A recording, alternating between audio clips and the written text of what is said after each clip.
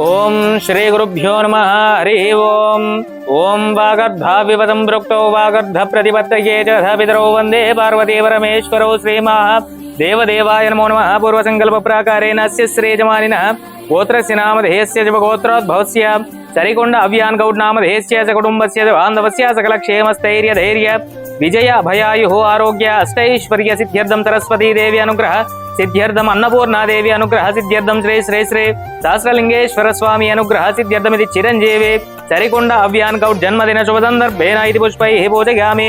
शिवाय नमः, महेश्वराय नमः, जम्बवे नमः, पिनाकिने नमः, मृत्युंजयाय नमः, रूपाक्षाय नमः, नीललोहिताय नमः, खट्वाङ्गिने नमः, श्री महादेवदेवाय नमो नमः।